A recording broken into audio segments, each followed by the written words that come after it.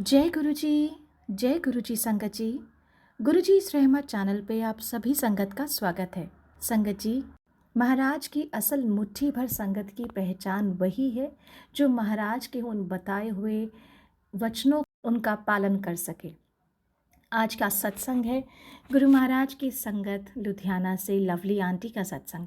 आप सभी को बहुत सारे प्रश्नों के उत्तर इस सत्संग के माध्यम से ज़रूर मिलेंगे। संगत जी, अगर महाराज की मुट्ठी भर संगत में रहना है तो महाराज के उन बताए हुए वचनों पे ज़रूर अमल करें। मैं आप सबसे विनती करूंगी, इस सत्संग को पूरा और अंत तक ज़रूर सुनें। महाराज अक्सर अपनी संगत से मिलने आते हैं और किसी न किसी रूप में भी महाराज आ सकते हैं। वो मिलने उन्हीं संगत से आते हैं जो यकीनन उनकी मुट्ठी भर संगत है। चलिए सुनते हैं लवली आंटी का सत्संग। जय गुरु जी, शुक्राना गुरु महाराज। जी शुक्राना गुरु जी। संगत जी, मैं लुधियाना से हूँ, मेरा नाम लवली है और शुरू से अगर स्टार्ट करती हूँ अपनी जर्नी तो जैसे हम बोलते हैं कि हम महाराज के पास 2022 में जैसे मुझे बुलाया था उन्होंने दरबार में, पर जर्नी 2022 में मंदिर जाने की शुरू हुई, उनके दरबार में जाने की शुरू हुई। लेकिन वैसे हम कब से जुड़े हुए हैं वो महाराज ही जानते हैं।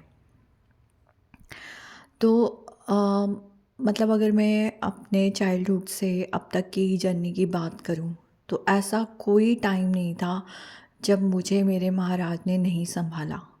संगत जी, थ्रू आउट मेरी लाइफ मुझे यही लगता था कि कोई डिवाइन पावर है जो मुझे बहुत हेल्प करते हैं और बहुत मतलब मुझे समझ नहीं आता था कि कौन है ऐसी डिवाइन हेल्प कहाँ कौन है मुझे, जो मतलब कई लोग ऐसे क्लेम कर देते हैं ना कि हमें पता है कि हमें बहुत नॉलेज है, हम देख सकते हैं।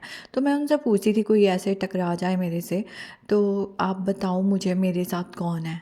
तो या तो कोई ऐसे बोल देता था कि तुम्हारे अनेस्टर्स हैं, तुम्हारे कोई बड़े कोई ऐसे जिनकी डेथ हो गई है वो तुम्हें शायद हेल्प कर रहे हैं। ऐसे मेरे को याद है एक लड़की थी, दिल्ली में थी मैं तब, तो बहुत पार्ट करती थी वो और उसने मुझे बोला था ऐसे।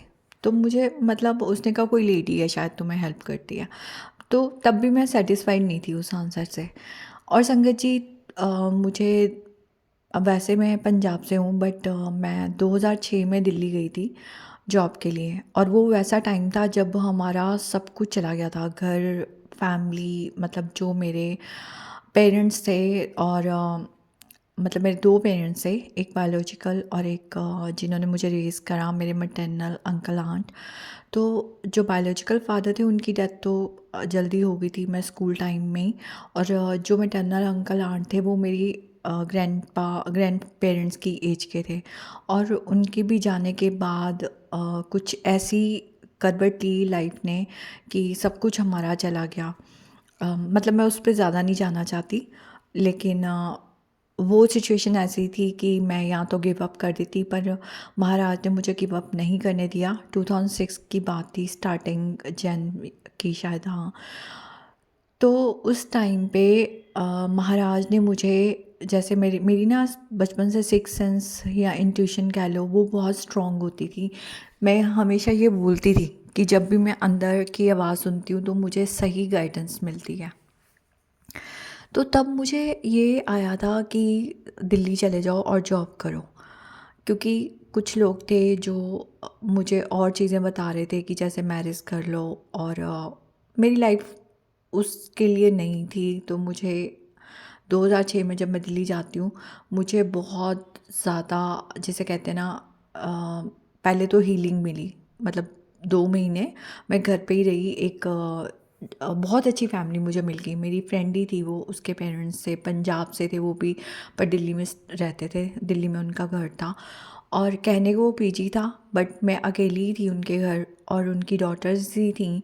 और महाराज ने ऐसा इंतज़ाम करवाया, क्योंकि जिस पहले मैंने किसी पीजी में जाना था वो लड़की वहाँ से चली गई जिससे बात करी हुई थी, उसको कुछ इमरजेंसी पड़ गई ऐसा सुनने में आया था। और फिर मुझे ये जो मेरी फ्रेंड भी थी बनी थी उस टाइम पे, तो एक 2 फ्रेंड्स मेरे थे, उन लोगों ने फिर ये मुझे घर पे पीजी मतलब मेरा अरेंज करवाया।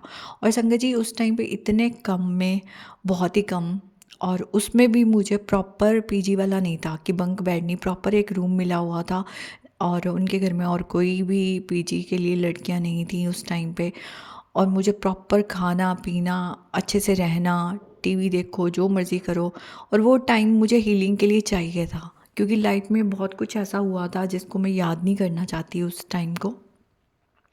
और मैंने उनको माफ़ भी कर दिया जिन लोगों ने हमारे साथ जो भी करा था उस टाइम। हमारा घर चला गया था, मतलब घर पे कब्ज़ा करना, जो चीज़ें भी हुई थी, आज वो इस दुनिया में भी नहीं है जिस इंसान ने किया था। तो मैं कर्मा नहीं जोड़ना चाहती उनके साथ, मैं उनको दिल से माफ़ कर चुकी हूँ। और संगत जी उस टाइम पे महाराज ने पहले मुझे हील करा, क्योंकि जो मेरे मैटरनल अंकल की डेथ हुई थी, वो मेरे फादर मदर दोनों से बढ़कर थे, क्योंकि वो दोनों का रोल मेरी लाइफ में निभा रहे थे। मुझे लाइफ में जो भी अप्स एंड डाउन्स आए थे तो वो मुझे बहुत सपोर्ट करते थे। और उनका जाना मेरे लिए बहुत ज़्यादा, जिसे कहते हैं ना, मतलब मैं अपने बायोलॉजिकल फादर के जाने के बाद अपने आप को अनाथ नहीं मानती थी, बट उनके जाने के बाद मैं ऐसे समझने लग गई थी। तो संगत जी मेरे लिए बहुत ही ज़्यादा ज़रूरी था पहले हील करना, जो महाराज ने मुझे चौपाई साहब के पाठ उस वक्त किसी मेरे नॉन के थ्रू मुझसे करवाए। जब मैं दिल्ली आ रही थी तो उन्होंने मुझे बोला कि जैसे कलेक्टिव कुछ लोग पाठ करते हैं, तो मुझे ऐसे कुछ नंबर दिया था कि इतने पाठ कर लेना। उसके बाद मुझे याद नहीं मैंने कितने करे, बट हाँ, वो एक महाराज का तरीका था मुझे हील करने का, जो मुझे बहुत टाइम के बाद समझ आया। संगत जी जब मैं दिल्ली आई थी तब भी मतलब मेरे ट्रेन में मैंने यही प्रार्थना की थी, शायद जाने अनजाने मैंने सरेंडर करा था उस टाइम परमात्मा को, कि सब कुछ चला गया पर घर भी चला गया, मुझे नहीं पता आगे कैसे होगा। दिल्ली में आई हूँ पहले भी, पर अपने पेरेंट्स के साथ। और मुझे इतना ज़्यादा, मतलब जिसे कहते हैं ना, एक वो माहौल नहीं था घर का कि मैं बहुत ज़्यादा, जिसे कहते हैं कि मैं स्मार्ट, जिसे कहते हैं होता है इंसान थोड़ा चालाक होता है, उस तरह की नहीं थी उस टाइम तक। अभी भी मतलब चालाकियाँ नहीं, बट हाँ समझ जाती हूँ अपनी ओर से क्या चल रहा है। तो महाराज की रहमत है, मतलब उसके बाद तो कुछ सालों में समझना शुरू हो ही जाता है इंसान फिर जब रहता है। तो संगत जी वो मेरे लिए ऐसा था कि मेट्रो सिटी में कैसे रहना है, वो महाराज, मतलब मैं उस टाइम महाराज नहीं बोलती थी, उस टाइम मैं यही बोलती थी परमात्मा या गॉड या मेरे रब। तो अंदर ही अंदर वो डायरेक्ट कनेक्शन भी था, जो कि मैं अनअवेयर थी, वो मेरे मन में ही मैं बात करती थी। और मुझे ये इतना विश्वास होता था कि हाँ वो सुन रहे हैं। हमारे घर का शायद माहौल ऐसा था कि वो चीज़ बताई गई थी कि एक ही जोत है, और सब का वो परमात्मा ही करते हैं। इवन जो मेरे मैटरनल अंकल आंट थे, मेरी आंट, वो उन्होंने बोला था एक बार, मुझे साखी सुनाई थी बचपन में, कि जो भी करता है ना परमात्मा करता है, इंसान कुछ नहीं करता। अगर कोई तुम्हारे लिए हो रहा है ना सारी चीज़ें, तो वो करने वाला परमात्मा ही है। तो वो बचपन से एक चीज़ दिमाग में वैसे तो बैठी हुई थी। तो इसी तरह से वहाँ पे जाके हीलिंग के बाद मेरी जॉब्स हुई। पहले एक जॉब मिली मुझे, उसमें बहुत हेक्टिक था आना जाना। फिर महाराज ने मुझे बहुत स्टार्टिंग मेरी सही जगह से करवा दी। उसके बाद धीरे धीरे सैलरी इंक्रीज़ करवाई, और मुझे पता नहीं चला कि मैं इतनी, पहले जो फर्स्ट जॉब थी उसकी सैलरी बहुत कम थी। इवन मेरे अमृतसर में पंजाब से थी, तो अगर मैं बीच में गई तो मेरे नियर्स एंड डियर्स कोई जैसे मुझे बोलते थे कि इतनी सैलरी में तू रहेगी कैसे, इतना तो रेंट ही तेरा इतना कम, मतलब कम में रेंट भी देना है, कितना कम करेगी, और खाना पीना रहना कैसे मैनेज करेगी। और संगत जी आप यकीन मानेंगे, मेरा कैसे मैनेज करवाया उन्होंने इतनी कम सैलरी में, कि मैं खुद नहीं जानती। क्योंकि मुझे लोग भी अच्छे, बहुत, मतलब ऐसे ही लोग मिले जो सपोर्टिव थे। सपोर्टिव इन द सेंस कि मतलब जैसे मुझे समझ नहीं थी वहाँ पे कैसे रहना है, और मेरी सेफ्टी कंसर्न भी था, तो सारा कुछ मुझे गाइड कर देना, मुझे इस चीज़ों में सपोर्ट करना। क्योंकि पैसे के लिए अगर बात करूँ तो महाराज ने उस टाइम पे मेरी 1-2 एफडी थी, अब बहुत ज़्यादा नहीं, पर हाँ मैं कुछ महीने निकाल सकती थी उससे, तो वही बस बची थी मेरे पास, जो मैं लेके और अपनी लाइफ स्टार्ट करवाई थी, मतलब महाराज नहीं करवाई, मैं कौन हूँ करने वाली। संगत जी, उस टाइम पे मुझे बुरे लोग भी मेरी लाइफ में आए जो मेरा बुरा कर सकते थे, पर जो अच्छे लोग महाराज ने मेरी लाइफ में प्लान करे, मैं उनको ऐसे ही बोलूँगी, वो मुझे उनसे बचा देते थे, मतलब मुझे गाइड कर देते थे कि ये लोग सही नहीं हैं तुम्हारे लिए, इनसे दूर रहो। तो संगत जी, कैसे महाराज रक्षा करते हैं, प्रोटेक्ट करते हैं। और उसके बाद मेरी जो जर्नी थी 2012 आते आते काफ़ी अप्स एंड डाउन्स वहाँ पे भी आए। कुछ हमारी अपनी भी गलतियाँ होती हैं, हम एस्ट्रोलॉजर्स वगैरह के थोड़ा विश्वास करती थी मैं, और 100% फेथ नहीं था उस टाइम। लेकिन अंदर से वही इंट्यूशन आती थी जब भी कोई स्टोन पहनना, क्या परमात्मा मेरी सारी चीज़ें सही नहीं कर सकते, क्या ये स्टोन सही करेगा? तो ये अंदर से क्वेश्चन ज़रूर आता था, पर वो ऐसे था कि जैसे कोई इसका जवाब नहीं मिलता था मुझे पूरी तरह से। तो मुझे लगता था शायद परमात्मा ही मुझे पहनाना चाहते हों। तो मैं ऐसे करके ना थोड़ा कभी पहन लिया, कभी फेंक दिया, तो ये सब चीज़ें चलती थी। 2012 के बाद मुझे पता चल गया था बड़े मंदिर का, क्योंकि मेरी लाइफ बहुत ज़्यादा हिल चुकी थी। इन बिटवीन मैं कई जगह गई, नीम करोली बाबा, और मुझे महाराज ने कई जगह दर्शन भी करवाए। चाहे बात हो अजमेर शरीफ गई मैं, और मैं गुरुद्वारे भी जाती थी, बंगला साहिब भी जाती थी, मंदिर भी जाती थी, चर्च भी जाती थी। बट मुझे आज भी याद है जब मैं चर्च जाती थी उस टाइम पे भी मेरी लाइफ बहुत हिली हुई थी। जॉब वगैरह नहीं थी, चली गई थी, मतलब जॉब छूट गई थी, हेल्थ इशू, और बहुत कुछ था। मतलब बचपन से ही मुझ पे ब्लैक मैजिक भी था, यंग एज में भी मेरे पे श्योर शॉट, मतलब मैं इसमें वहम नहीं थे, मुझे वाकई किसी ने करा हुआ था, जिसकी वजह से मुझे और ज़्यादा ट्रबल आती थी मेरी लाइफ में। तो मैं चारों तरफ से घिरी हुई थी। एक तो अकेले इंसान, फिज़िकली मतलब देखने में अकेली थी, ऊपर से अपना घर नहीं है, ऊपर से उसके बाद जॉब भी चली गई है, और मतलब कैसे मैनेज होगा। फिर महाराज ही याद दिलाते थे कि थोड़ा बहुत पीएफ था वो निकलवाया, थोड़ा गोल्ड की चीज़ बना ली थी वो सेल करी। तो ऐसे करके जो वो टाइम पीरियड था जितना भी वो निकलवाया मेरा। तो ये सब चलता रहता था, मतलब नेगेटिविटी मुझे हर तरह से तंग करती थी। पर महाराज ने मतलब कुछ, जैसे मैंने बोला, मेरी अपनी भी गलतियाँ होती थी, क्योंकि हमें कुछ लेसन सीखने होते हैं, हमें गाइडेंस जब तक नहीं मिलती प्रॉपर, क्योंकि जब पेरेंट्स चले गए तो हम एक तरह से एक खुले उस संसार में आ गए हैं। क्योंकि उससे पहले मेरी दुनिया मेरे पेरेंट्स थे जब मैं अपने पंजाब में थी। और अच्छे बुरे लोग हर जगह होते हैं, रिलेटिव्स में भी होते हैं, फ्रेंड सर्कल में भी होते हैं, पर उसका इतना इम्पैक्ट नहीं पड़ता, क्योंकि जब हमारी फैमिली हमारे साथ होती है वही हमारी दुनिया होती है, और वो हमें प्रोटेक्ट कर रही होती है, परमात्मा ही उनके थ्रू कर रहे होते हैं protect, no doubt about it. But एक जब हम अकेले हैं, और उसके बाद हम संसार में हमें सारा एक्सप्लोर करना है, हमें पता ही नहीं है कौन अच्छा है हमारे लिए, कौन बुरा है। उस टाइम पे हम पूरी तरह से परमात्मा पे ही डिपेंडेंट हैं। मतलब ये वो टाइम था मेरा 2006 के बाद, और 2006 से इवन, क्योंकि 2005 दिसंबर में हुई थी सारी चीज़ें, जो जब चला गया था सब कुछ। तो उसके बाद संगत जी, मेरे, जैसे मैंने बताया कि काफ़ी अप्स एंड डाउन्स भी आए, काफ़ी चीज़ें देखी। कुछ ऐसी भी चीज़ें थी जो बहुत ही ज़्यादा, मतलब जिसे कहते हैं कि सहन करना भी मुश्किल हो जाता है, क्योंकि नेगेटिविटी थी। तो एक बार मैं गलती से ऐसे किसी घर में चली गई जहाँ पे नेगेटिविटी बहुत थी, मतलब लोग अच्छे थे, ऑनर्स अच्छे थे, बट इवन मेरे नोन थे, बट उनको भी नहीं पता था क्योंकि वो उनका दूसरा घर था। तो उस नेगेटिविटी के कारण मुझे बहुत डिप्रेशन होता था, और मुझे तब भी महाराज ने बचाया। वो एक बहुत बड़ा सत्संग हो जाएगा, इसलिए मैं अभी शेयर नहीं करी, लेकिन वो भी मुझे महाराज ने उस टाइम बचाया, मतलब कदम कदम पे वो मुझे बचा रहे थे। दिल्ली में नाइट शिफ्ट में जॉब हो गई थी मेरी, क्योंकि सैलरी इंक्रीमेंट जब हुआ था मेरा, इंटरनेशनल एमएनसी वगैरह में जब जॉब हो गई थी तो नाइट शिफ्ट होती थी। उसमें भी महाराज मेरा इतना ध्यान रखना, कभी कैब ख़राब हो गई बाय चांस, अकेले हैं रात में, फीमेल एम्प्लॉई जैसे मैं ही हूँ अकेले, तो उसमें भी मेरा सही से अरेंज करवाना दूसरी कैब का हर चीज़। और हाँ, मतलब बहुत ऐसे चीज़ें हैं, इंसिडेंट हुए जहाँ पे मुझे महाराज ने बहुत संभाला। मेरा कुछ भी गलत नहीं होने दिया महाराज ने। कभी मेरी ट्रेन लेट हो गई, यहाँ से मैं पंजाब से गई हूँ, कुछ काम से आई थी और मैं दिल्ली, मेरी ट्रेन लेट हो गई और बस ऑटो स्ट्राइक थी उस टाइम पे, और महाराज ने तब भी मुझे कैसे अरेंज करवा के घर सेफली पहुँचाया।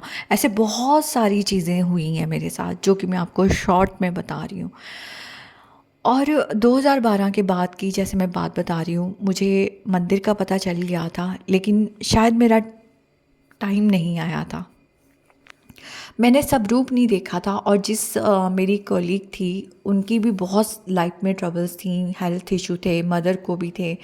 तो उनके कुछ ही टाइम में, कुछ ही जैसे वीक्स में या कुछ ही डेज़ में जाने के बाद, लंगर प्रसाद करने के बाद उनका ठीक होना शुरू हो गया था। उनकी लाइफ में बहुत चेंज आया था। इवन मैंने उनके अपेयरेंस में भी चेंज देखा था उस लड़की में, लेकिन मैं फिर भी नहीं जा पाई, क्योंकि शायद उन्होंने जिस तरीके से मुझे बताया, मैंने डिसरिस्पेक्ट तो नहीं करा। उन्होंने कहा कि तुम्हें विश्वास नहीं है लाइव गुरु पे, वो समाधि ले चुके हैं। तो मेरे अपने एक्सपीरियंस थे, इसलिए मैं शायद विश्वास नहीं था, पर मेरा परमात्मा पे विश्वास था। लेकिन उस टाइम पे मेरे सामने वो चीज़ें आई ही नहीं जो मैं बाद में जो चीज़ें आपको बताऊंगी, क्योंकि मुझे उस तरह से नहीं बताया गया था। उसने मुझे कन्विंस तो करा जाने के लिए, पर जैसे मैंने बोला, मैंने डिसरिस्पेक्ट नहीं करी। मैंने बोला कि हाँ, जब जाना होगा, लिखा होगा, या जो भी मैंने वर्ड्स बोले, तो मैंने कहा फिर मैं चली जाऊंगी। और संगत जी, मैं वहाँ पे गुड़गांव में ही, शायद दिल्ली या गुड़गांव में ही है नीम करोली बाबा का आश्रम, मुझे एग्जैक्ट अभी याद नहीं है क्योंकि ये बहुत पुरानी बात हो चुकी है अब।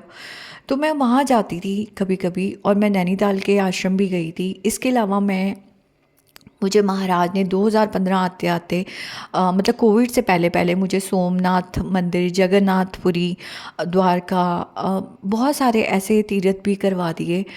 और मतलब पंजाब में तो मैं जाती थी दरबार साहिब और शहीदा साहिब। तो मतलब ऐसे कई जगह, ऐसी पवित्र स्थान, ऐसे स्पिरिचुअल जगह मुझे कई दर्शन कई जगह करवा दिए। वैष्णो देवी जाना, तो विश्वास बना हुआ था, पर वही है कि बीच में जैसे गलतियाँ हुई, स्टोन्स पहनना और ये सब, और कंफ्यूज रहती थी कुछ चीज़ों को लेके, 100% जैसे विश्वास ना होना। क्योंकि जब ट्रबल आती थी तो लगता था आप ध्यान भी देते हो, आप मेरा साथ भी देते हो, इतने वर्स्ट टाइम आने से पहले मुझे बचा लेते हो, तो आप मेरी सारी चीज़ें ठीक क्यों नहीं हो रही हैं, मतलब ये क्वेश्चन रहता था। और मैं बहुत, मेरी लर्निंग हुई उस फेज़ में, क्योंकि हमारे अंदर कई कमियां भी होती हैं। हम कितने भी अच्छे हो ना, हमें लगता है हम बहुत अच्छे हैं, हमारी फैमिली बैकग्राउंड बहुत अच्छी है, पेरेंट्स मतलब हमारे अच्छे थे इन द सेंस, स्पिरिचुअल थे, या अच्छी चीज़ें सिखाई हमें, अच्छा ह्यूमन बीइंग बनाने की कोशिश की उन्होंने, तो हमें लगता है हम बहुत अच्छे हैं। पर नहीं संगत जी, मुझे पता ही नहीं था मेरे अंदर कितनी कमियां थी, और आज भी मैं परफेक्ट नहीं हूँ। इस लाइक कि ये तो हर दिन इम्प्रूवमेंट चाहिए, हर दिन लर्निंग का है, कुछ ना कुछ नया लर्न होता है। और उसके बाद जैसे टाइम आया, 2016 में भी, मैं आपको एक छोटा सा सत्संग बताती हूँ। छोटा सत्संग, तो सत्संग कोई भी छोटा नहीं होता, शायद बात करने में वो छोटा हो सकता है, लेकिन जो महाराज की ब्लेसिंग होती है वो बहुत बड़ी होती है। संगत जी, 2016 से 17 की बात है, क्योंकि उस टाइम पे मैंने एक अच्छी रेप्यूटेड कंपनी में ज्वाइन करा था। महाराज ने मुझे वो जॉब दिलाई थी ऑफ कोर्स। और वो मतलब मैं सोच के भी नहीं गई थी कि इतनी अच्छी कंपनी में, और जो मेरी प्रोफाइल ही नहीं है, मुझे वहाँ जॉब मिल सकती है। और संगत जी, मेरा खुद मतलब यकीन नहीं होता था कि मेरा सिलेक्शन हो गया था। प्रॉब्लम्स तो बहुत आई थी वहाँ, बट महाराज ने मुझे 8 साल काम करवाया वहाँ उस कंपनी में। तो 2016 से 17 का टाइम था, एग्जैक्ट डेट नहीं याद मुझे, मतलब टाइम नहीं याद, ईयर नहीं याद है, लेकिन 25 दिसंबर थी, इतना ध्यान है। क्योंकि उस दिन क्रिसमस थी, और क्रिसमस डे पे मैं और मेरे कुछ कलीग, एक लड़की थी, और हम लोग वहाँ पे गए, जैसे चर्च गए, उसके बाद बंगला साहिब गए। तो रात में ना लेट हो गए।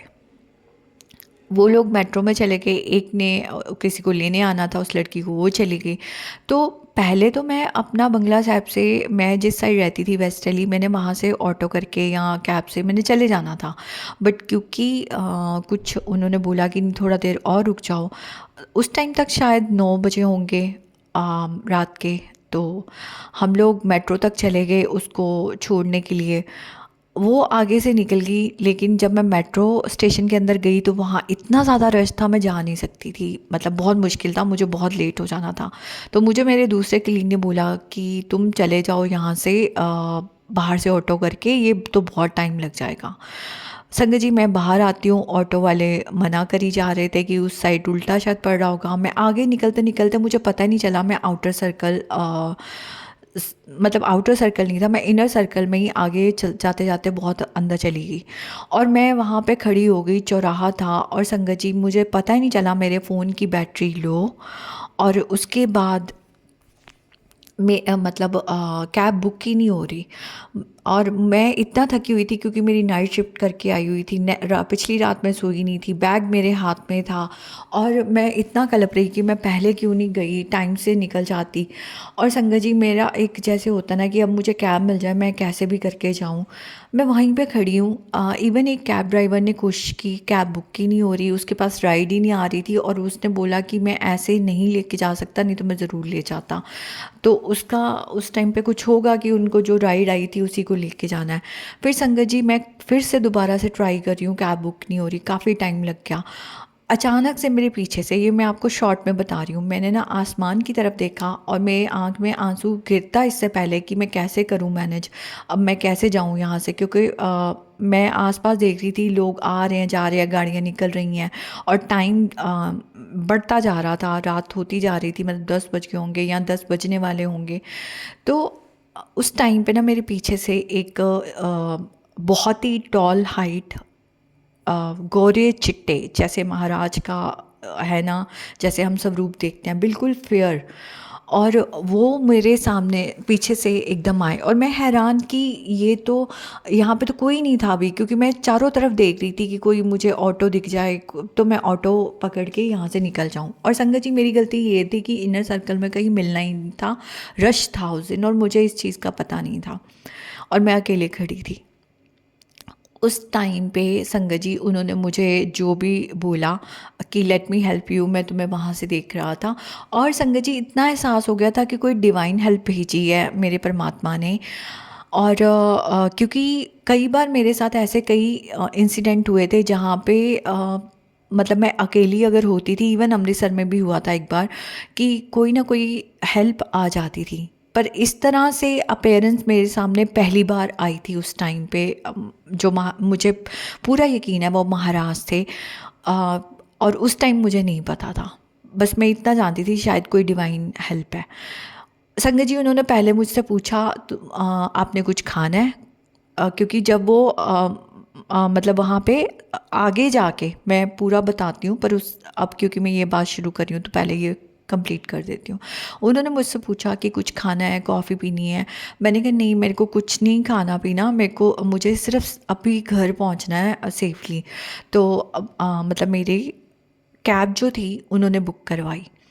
अब क्योंकि मेरा फ़ोन तो बैटरी डेड होने वाली थी, मतलब वो फ़ोन ऑन ही कैसे हो गया, वो ही बहुत बड़ी बात थी मेरे लिए पहले तो। क्योंकि उन्होंने पहले अपना फ़ोन निकाला, उन्होंने मेरे से जब बात करी, मैंने बताया कि ऐसे ऐसे कैब बुक कर रही हूँ, कैब नहीं हो रही, पहले तो ये बात हुई थी। उन्होंने बोला अच्छा मैं अपने फ़ोन से कर देता हूँ, तो मैंने उनको बोला हाँ आप अपने फ़ोन से कर दो, मैं घर जाके पे कर दूँगी, मतलब कैश उस पे कर दो। तो उन्होंने बोला अच्छा एक बार अपना फ़ोन दिखाओ, मैं देखते हैं इससे। तो संगत जी, उन्होंने मेरा फ़ोन अपने हाथ में लिया, जिसमें कि बैटरी इतनी लो, मैं बता ही रही हूँ वो बैटरी कैसे चार्ज हो गई वो आप जान सकते हैं। और उसके बाद महाराज ने वो कैब भी बुक हो गई। उन्होंने फिर बोला कि मतलब उन्होंने खुद बात करी ड्राइवर से ठीक है। और उन्होंने बोला कि यहाँ से वो इनर सर्कल में है, हम वो आउटर सर्कल में है क्योंकि यहाँ पे रश है, वो अंदर नहीं आ सकते, तो तुम्हें तो रास्ता पता है कि मैं छोड़ आऊँ। तो उनको तो पता था, मुझे कुछ नहीं समझ आ रही थी कि मैं कहाँ खड़ी हूँ और मुझे कहाँ से जाना है। तो मैंने कहा नहीं, मुझे समझ नहीं है कहाँ पे जाना है, कहाँ पे खड़े हो। तो कहते हैं चलो मैं तुम्हें लेके जाता हूँ। मैंने कहा ठीक है। तो जब हम जा रहे थे संगत जी, उस टाइम तो समझ नहीं आया, ऐसे उसके बाद एहसास हुआ कि ऐसा लग रहा था जब वो मुझे लेके जा रहे थे जैसे सारी दुनिया थम गई हो। और मतलब ऐसे नहीं कि कोई जैसे कोई मेरे सामने पिक्चर है कि सब रुके पड़े हैं, ऐसा नहीं। मतलब कोई नज़र ही नहीं आ रहा, हम ही हैं, बस हम ही जा रहे हैं बिल्कुल एकदम। जो इतना क्राउड था वो पता नहीं कहाँ गायब हो गया। ये मतलब है मेरा कहने का। और संगत जी उसके बाद वो मुझे लेके जाते हैं आउटर सर्कल से आउटर सर्कल की तरफ। और मुझे आज भी नहीं याद हम कहाँ कहाँ से गए थे। और वो वहाँ पे मुझे कैब में बिठाते हैं, और वो कैब ड्राइवर भी बड़ा स्माइलिंग फेस। उससे पहले मुझे बैठने से पहले उन्होंने मुझसे पूछा था रास्ते में कि कुछ खाना है, क्योंकि संगत जी मुझे इतनी भूख लगी थी। और मेरा नेचर आज भी ऐसा है कि मुझे जब भूख लगी होती है मुझे बहुत गुस्सा आता है। कुछ मैं ऐसे ही मुझे रेज़ करा गया कि खाना वाना भूख में बर्दाश्त नहीं कर पाती। तो मुझे बहुत उस टाइम कई चीज़ और भी कुछ चीज़ें हुई थी उस दिन में। तो मैं बहुत, मेरे अंदर गुस्सा भी था। और फिर मैं एक होता ना कि आप परेशान हो जाते हो कि अब मैं कैसे मैनेज करूँ, कैसे जाऊँ यहाँ से। तो वो सब चीज़ें हो रही थी। और संगत जी जब उन्होंने पूछा तो मुझे ये हो गया कि कैब बुक होगी या मैं घर जाके खाना खा लूँगी। तो मैंने उनको बोला नहीं नहीं, मुझे कुछ खाना नहीं है। फिर वो ले गए। जब कैब में बैठने से पहले उन्होंने मुझसे पूछा क्या मैं थोड़ा रास्ता तुम्हारे साथ कैब में बैठ के जा सकता हूँ, मैं आगे उतर जाऊँगा। मैंने बोला हाँ जी। उसके बाद वो मेरे साथ बैठे। और शायद मुझे बिल्कुल याद नहीं है कि उन्होंने मुझसे कुछ बात करी या नहीं करी, मुझे इतना याद है कि वो बैठे थे। और उसके बाद संगत जी जब हम वेस्ट दिल्ली की तरफ जा रहे थे, मतलब मैं जनकपुरी ईस्ट मेट्रो स्टेशन के पास रहती थी, और कैब वहाँ से निकलती है। और रास्ते में ना एक थोड़ा अंधेरा सा था, डार्कनेस सी थी, मतलब वो सामने की साइड, क्योंकि वो जगह मुझे बस इतना याद है कि वहाँ कुछ भी नहीं था। मतलब ऐसे कोई घर नहीं थे कि जहाँ पे जाना है, या कोई ऐसी जगह मुझे समझ नहीं आया। वो वहाँ पे उतर जाते हैं। और शायद मेरे ऊपर माया का पर्दा था, मैंने पीछे मुड़ के नहीं देखा, वो चले गए। ये बातें बाद में रिकॉल हुई कि वहाँ तो कुछ था नहीं, वो कहाँ चले गए थे, क्योंकि वो कुछ टाइम तो मेरे साथ बैठे थे। और मुझे एग्जैक्टली याद नहीं वो जगह कौन सी थी। बस इतना याद है कि जब हम वहाँ से इनर आउटर सर्कल से निकलते हैं वेस्ट दिल्ली की तरफ, तो रास्ते में कुछ था। संगत जी उसके बाद वो जब चले गए, उसके बाद मैं भी अपना घर सेफली पहुंच गई। तब तक भी मेरा फ़ोन ऑन रहा। और जब ड्राइवर से मैंने भी बात करी, बस इतनी बात हुई थी कि मेरा तो कैब ही बुक नहीं हो रही थी, तो इन्होंने मेरी बुक करवा दी। और वो भी मुझे स्माइलिंग फेस दे रहे, जैसे पता नहीं मुझे नहीं पता, मैं नहीं जानती, पर जैसे महाराज ने सारा मेरा अरेंज करवाया, मुझे सेफली घर पहुंचा दिया। तो शुक्राना मालिक का, क्योंकि मुझे इसमें कोई डाउट ही नहीं है कि ये कोई इंसान थे, मतलब नॉर्मल ह्यूमन बीइंग थे। अ, अनंतम अनंतम शुक्राना। और भी बहुत बार उन्होंने मुझे हेल्प करी है। और संगत जी 2022 वो टाइम था जब मैं दिल्ली से लुधियाना आई थी। शॉर्ट में बताने की कोशिश करती हूँ। ऐसी चीज़ें हुई एकदम से ड्रास्टिकली चेंज कि मैं उस टाइम पे, मेरा ये टाइम आ गया था कि अब मैं और सहन नहीं कर पाऊँगी। मैं बहुत मैंने प्रार्थनाएं करी। उस टाइम पे मुझे याद है मैं शिव जी का ही नाम लेके मैं प्रार्थनाएं कर रही थी कि जो भी मेरी लाइफ में चल रहा था, कि ऐसा क्यों, कब तक, क्या मेरे कर्म है ऐसे। और एक चीज़ और मैं बताना भूल गई कि मुझे फ्रेगनेंस जो है रोज़ेज़ की, वो मुझे आती थी। मतलब ये मुझे कभी किसी घर में मैं रह रही हूँ रेंट में, उस वहाँ भी आ रही है, फिर मैं किसी और घर में हूँ वहाँ पे भी आ रही है। तो काफ़ी सालों से मुझे ये फ्रेगनेंस आती थी, पर मुझे एग्जैक्टली याद नहीं कि कब से ये स्टार्ट हुआ था। 2012 में मैं जिस घर में थी, 12 से 13 मुझे वो घर का याद है कि वहाँ पे भी मुझे फ्रेगनेंस आई थी। तो मैं सोचती थी ये फ्रेगनेंस तो मैंने पहले भी फ़ील करी है। और संगत जी, अभी जब मैं सत्संग शेयर कर रही हूँ, उस घर में जब मैं 2012 में थी, उससे पहले भी मैं जिस घर में थी वहाँ पे भी वो फ्रेगनेंस आती थी, आई थी मुझे कभी-कभी, और वो ज़्यादातर सुबह के टाइम आती थी, 10 साढ़े 10 का टाइम है। तो मैं उस टाइम मैं ये सोचने लग गई कि पहले मैं इससे पहले जिस घर में थी मुझे लगता था कि शायद कोई परफ्यूम लगाया है किसी ने, या आसपास से कहीं से आ रही है, तो मुझे समझ नहीं आया। फिर ये माइंड से ऐसे मैंने मतलब इग्नोर कर दिया था इस बात को। उसके बाद संगत जी, जब 2022 जनवरी का टाइम होगा, क्योंकि फ़ेब में मैं मूव कर गई थी लुधियाना, तो मतलब मैं आपको अंदाज़े से बता रही हूँ, मुझे एग्जैक्टली याद नहीं, क्योंकि फ्रेगनेंस भी आती थी और बटरफ्लाइज भी दिखती थी, वो तो थ्रू आउट मेरी लाइफ मतलब मुझे दिखी हैं, रूम में भी आ जाती थी, जैसे रात का टाइम है एकदम से, तो मुझे अच्छी लगती थी, पर मुझे इस चीज़ों का पता नहीं था। ये सारे डॉट्स थे मेरे लिए, जो आगे जाके कनेक्ट हुए। तो संगत जी, उस टाइम पे 2022 का मैं रफली टाइम बता रही हूँ, शायद जनवरी का होगा या उससे पहले, एक लास्ट 2021 का टाइम होगा, लास्ट के मंथ का। जब भी मुझे फ्रेगनेंस आई ना, आती थी, और जब आने का, मूव होने का टाइम हुआ, उस वक्त आई, उस टाइम मेरे मन में भाव आया कि ये कुछ डिवाइन है। ये क्योंकि जो फ्रेगनेंस अचानक से आने लग जाती है ना, ये कुछ डिवाइन है। तो पहली बार मैंने हाथ जोड़े थे कि मुझे नहीं पता कि ये क्या है, पर ऐसे मन में भाव आ रहा है कि कुछ डिवाइन है, तो मैंने हाथ जोड़े थे फर्स्ट टाइम उस टाइम। उसके बाद जब मैं लुधियाना आती हूँ, तब भी मेरी लाइफ में बहुत ट्रबल चल रही थी प्रोफेशनली, क्योंकि सबसे बड़ा मेरे लाइफ का ट्रबल होता था हेल्थ इशू और मेरी जॉब, जिसके लिए मुझे बहुत स्ट्रगल करनी पड़ती थी। कंपनीज़ अच्छी मिल जाती थी, पर बहुत कुछ ऐसी चीज़ें होती थी कि मुझे बहुत स्ट्रगल करनी पड़ती थी। फिर मैं यहाँ आने के बाद मुझे मंथ तो याद नहीं है, बट मुझे इतना याद है कि कुछ टाइम में मेरे सामने इंटरनेट पे, फेसबुक, शायद हाँ फेसबुक में यूज़ करती थी, जहाँ पे मुझे, अब नहीं मैं यूज़ करती, उस टाइम पे गुरुजी महाराज के स्वरूप मेरे सामने आए। वो पहली बार था, और मुझे बिल्कुल आइडिया नहीं था कि गुरुजी महाराज उस टाइम कि वो कौन है।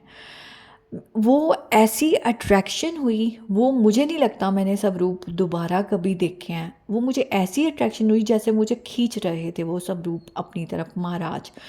और जैसे 2-3 बार, जितनी बार भी मैंने देखा, तो मैंने उसके बाद मैंने वो स्वरूप सर्च करना शुरू किया गुरु जी के बारे में। और संगत जी, मेरे सामने आता है छतरपुर मंदिर। वहाँ से मेरे सारे डॉट्स कनेक्ट होने शुरू करे, और मैं ऐसे हैरान हो गई, अच्छा ये तो वही गुरुजी हैं, ये वही मंदिर है। और वो मेरी कोई नोन थी जिन्होंने स्वरूप, जिनके फेसबुक आईडी पे शेयर होते थे, उनका शुक्राना, जिन जिन भी लोगों के फेसबुक का यूज़ करके उन्होंने पेजेस का मुझे वो स्वरूप मेरे सामने लाए। उसके बाद तो there is no looking back, क्योंकि सारे डॉट्स कनेक्ट हो गए।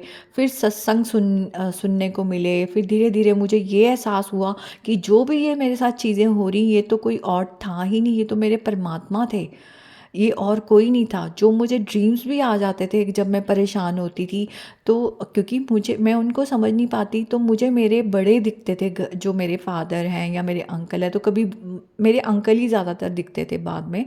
तो मुझे लगता था कि वो मुझे आते हैं जब भी मैं कभी रोती हूँ या परेशान होती हूँ अकेले, और मुझे ड्रीम आ जाता था, अगले दिन मेरी प्रॉब्लम सॉल्व हो जाती थी।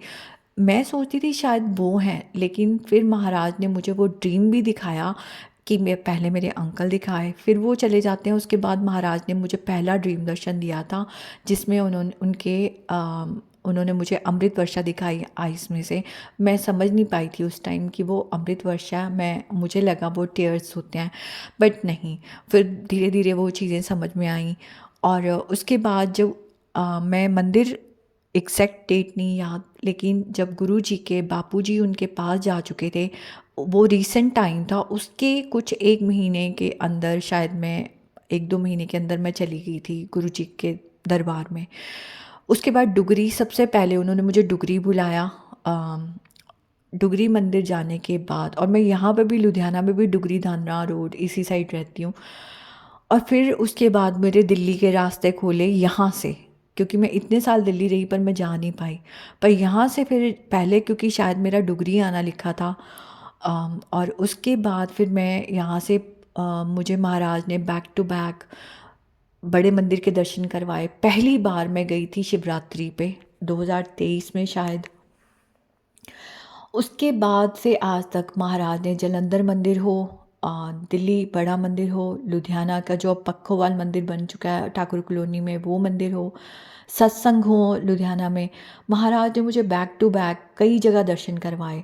शुक्राना मेरे मालिक का। इवन बद्दी मंदिर में लास्ट ईयर वहाँ पे एक किसी संगत की एनिवर्सरी होती है उनकी, शायद वो हर साल मनाते हैं, तो वहाँ एक बस जा रही थी, वहाँ सत्संग अटेंड करवाया, फिर बद्दी मंदिर में दर्शन करवाए। इतने डिवाइन एक्सपीरियंसेस हुए। और जब महाराज ने अपने पास भी बुला लिया यहाँ पे दरबार, उसके बाद मतलब मुझे बहुत उन्होंने एक्सपीरियंसेस करवाए, ऐसी चीज़ें जो मैं फिर कभी अपनी सत्संग शेयर करूँगी अभी, क्योंकि बहुत लंबा हो जाएगा। महाराज ने बहुत ब्लेस करके रखा है। मैं अगर उनका गुणगान तो क्या ही हम कर सकते हैं महाराज का, अगर मैं पूरी रात बैठ के भी उनका शुक्राना करूँ ना तो कम है। संगत जी, तकलीफ़ें कम नहीं होती हैं, क्योंकि तकलीफ़ें तो आती हैं, ये सच है। और आज भी कई चीज़ें ऐसी हैं क्योंकि कर्म कटवा रहे हैं। लेकिन हाँ, कम इन द सेंस कि ये नहीं है कि महाराज के पास चले गए तो तकलीफ़ें ख़त्म हो गई। कम कम कहूँगी कि कम हो जाती हैं, ये नहीं कहूँगी कि ख़त्म हो जाती हैं। कम हो जाती हैं, बिल्कुल हो जाती हैं। वो गलत है अगर मैं ये कहूँ कि कम नहीं होती, कम होती हैं। और अगर हम ये कहें कि हाँ बिल्कुल ख़त्म हो जाएंगी, सब कुछ एकदम ग्रीन ग्रीन हो जाएगा, ऐसे नहीं होता। सब रोज़ी रोज़ी हो गया, ऐसे नहीं होता। क्योंकि जो हमने कर्म काटे हैं वो मतलब जो भी बीज बोए हुए हैं इतने सालों से या इतने जन्मों से, मे बी हमने ये लाइफ में बहुत बेटर लाइफ जियो as comparative to other past life, लेकिन जो भी हमारे कर्म हमने बीजे होते हैं वो तो सामने आते हैं। लेकिन महाराज का इतना शुक्राना है कि उन्होंने बहुत आसानी से ये 4 साल से मेरे इतने कर्म कटवाए हैं, मैं देनिया नहीं दे सकती उनका। इवन थ्रू आउट मेरी लाइफ इतनी चीज़ें हुई हैं कि मुझे लगता था ये कैसे हो जाता है। जैसे गॉल ब्लैडर में स्टोन था, वो कैसे डिसअपेयर हो गया, मैंने तो ऐसे ही बोला था।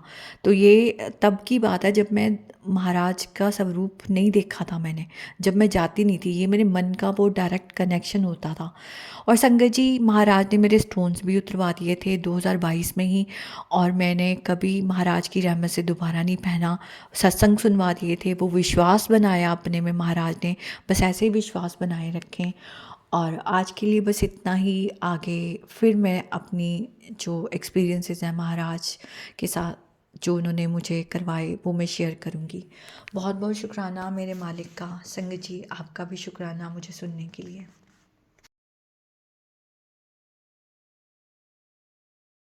शुक्राना गुरु महाराज का, बहुत बहुत शुक्राना। Thank you so much aunty, इतना प्यारा भावपूर्ण सत्संग सुनाने के लिए।